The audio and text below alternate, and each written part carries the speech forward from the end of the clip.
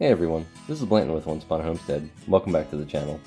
In today's video, we're going to be discussing wild foraged foods and other edible plants you can find in your own backyard to make a delicious meal with.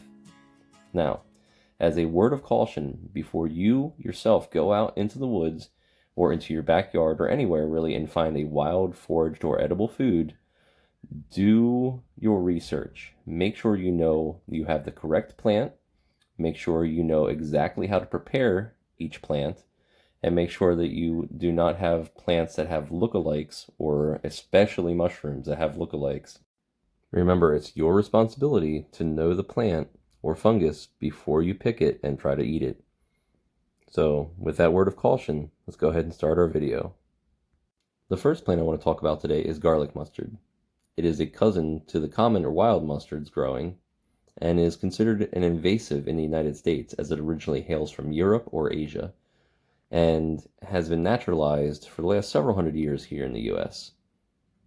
The flavor of the plant is interesting. It's bitter, very, very bitter, but it also is garlicky and oniony, and you can eat the leaves, you can eat the seed pods, and the flowers alike.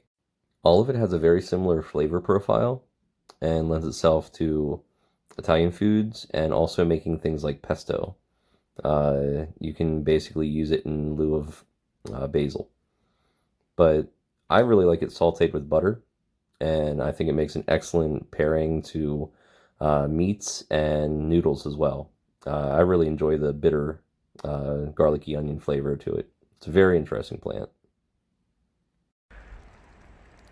One of the absolute best plants you can ever pick and eat is the stinging nettle. Now, just be careful. It lives up to its name. It burns like fire. You have to cook it first, and you saute it just like you would spinach. Just pinch the first couple, first little segment off there, the new growth, and wear gloves. But it is an absolutely delicious green. Just another note about stinging nettle. Not only can you cook it and remove the stinging quality of the plant, but you can dehydrate it, and that will also clear out the little spines that have the chemical and that burns you. Like I said, cooking and dehydrating are the only ways you should really try to eat this plant. Another great use for it is for textile use. The actual stem can be used to make a very, very strong nettle cord. Very cool plant. One of the other common and easily identifiable plants is wild onion. There's also wild chives out there that usually end up in your yard, and wild garlic, which all looks very similar. And you just have to, identify the chive, onion, or garlic style plants to be able to find these. Obviously, they have the same smell, and it's real easy to figure out what these are, especially when you pick it and you, scratch the surface of it. It has a very strong onion garlic odor. These plants are common. They grow almost everywhere, and they're small, but they're completely edible. And all you need to do is kind of clean them up a little bit and use them just like you would any other onion or garlic.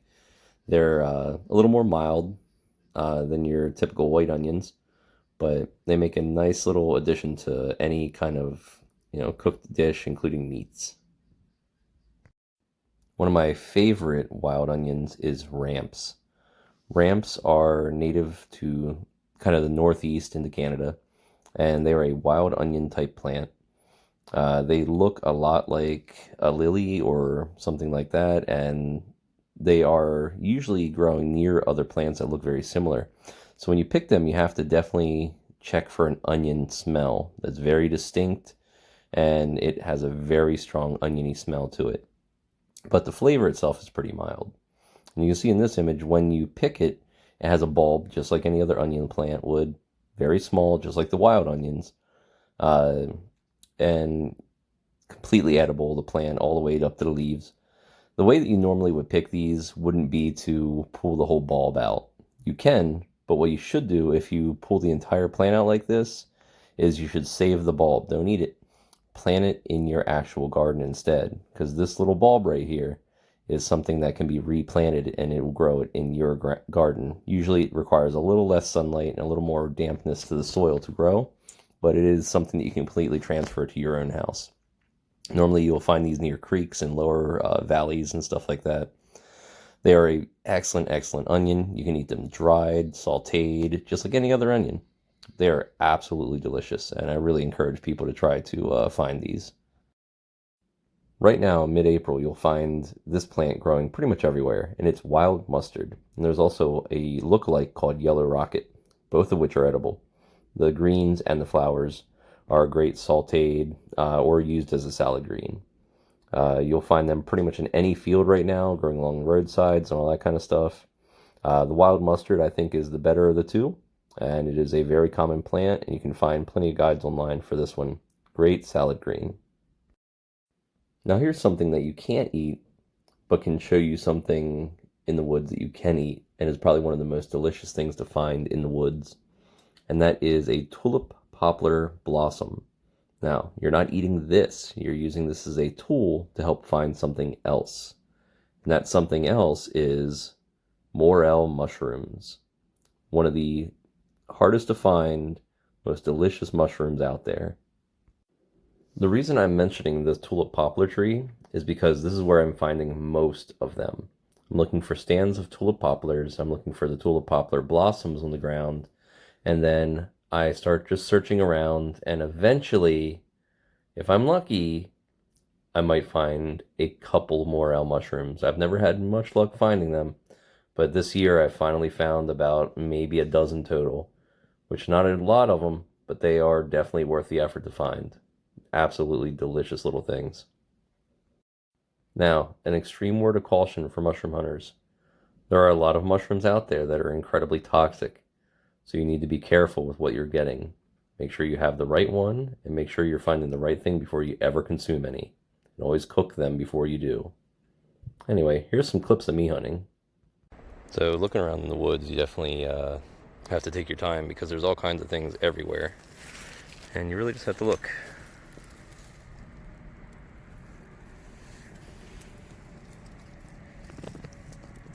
Beautiful morel mushroom.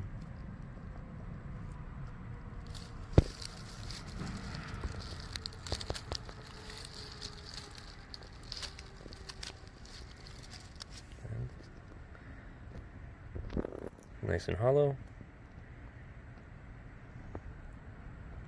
Delicious.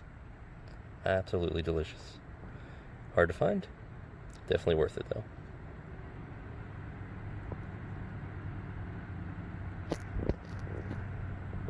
Like I said, you just gotta make sure you have your eyes peeled.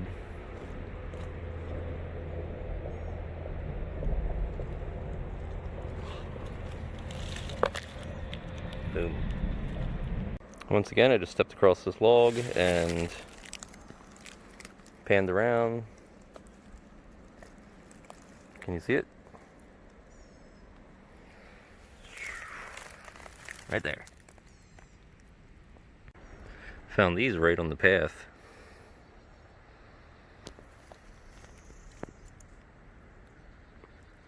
Now, you don't want to pick everything you find. So what I'm doing is I'm only harvesting half of everything that I find, and I'm only harvesting the larger ones out of the group that I'm finding. Now, most of these are pretty small, so pretty early in the season, but you always want to leave at least half the crop that's there. More if you can, if there's plenty enough. So once you collect all your wild edibles, you want to make sure that you are cleaning them thoroughly. You want to make sure that you're washing every single plant off, and you want to make sure that you're getting all the dirt and any other things that could be, like animal chew marks and stuff like that. You want to try to remove those and other, funky looking leaves and stuff. You want to make sure that you're washing everything very, very thoroughly. Once you have it washed, then you can kind of move on and start your preparation. And here you can see some of the garlic mustard. See how big some of these leaves are. It's not typical for this area to find ones that are bigger than your hand, so I was pretty excited to find such big leaves. Garlic mustard is one of those plants where when you're washing it, it's pretty, same with the ramps actually, they're really hydrophobic, so the water just kind of rolls off of them, so just do as best you can for it. And then when you're moving on to things like the morels, one of the most important things is to make sure that you soak them for a little bit in water, because if you don't, you might have some like slugs or other creepy critters that are in there. When you're using morels, again, be very careful with your identification. There's false morels out there.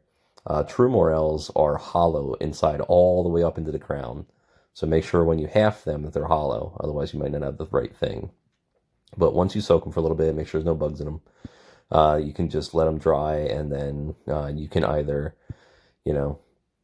prep them for saute with a little bit of butter, which is, I think, my favorite way of making them, or you can dehydrate them for later use.